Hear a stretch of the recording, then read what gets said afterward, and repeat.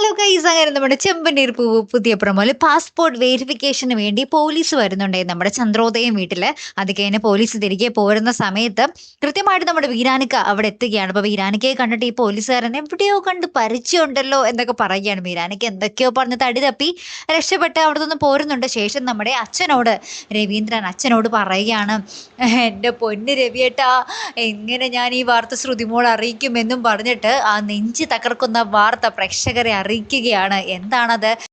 ശ്രുതിയുടെ അച്ഛനെ അവർ തല്ലിക്കൊന്നു എന്നാട്ടോ നമ്മുടെ വീരാനിക്ക് അവിടെ പറയുന്നത്. അപ്പൊ ഇത് കേട്ടിട്ട് അപ്പൊ തന്നെ നമ്മുടെ ശ്രുതി ഭയങ്കര സങ്കടപ്പെട്ട് ഇങ്ങനെ ഞെട്ടി നിൽക്കുന്ന പോലെ അഭിനയിക്കുന്നുണ്ട്. അപ്പൊ നമ്മുടെ ചന്ദ്രോദയം വീട്ടിലെ സകലരും ഞെട്ടുവാണ്, എന്താണ് ഈ കേൾക്കുന്നതെന്ന് വെച്ചിട്ട്. അപ്പൊ നമ്മുടെ രേവതിക്കും സച്ചിക്കും ഇത് സത്യമാണോ നുണയാണോ എന്ന് മനസ്സിലാക്കാൻ സാധിക്കാത്തൊരവസ്ഥയിലാട്ടോ അവർ നിൽക്കുന്നത്. ഇനി എന്ത് ചെയ്യും എന്നുള്ളതാണ് നമുക്ക് അറിയേണ്ടത്, അല്ലേ? കാത്തിരിക്കാട്ടോ. അപ്പൊ അടുത്തൊരു വീഡിയോയുമായി വരുന്നത് വരയ്ക്കും ഗുഡ് ബൈ.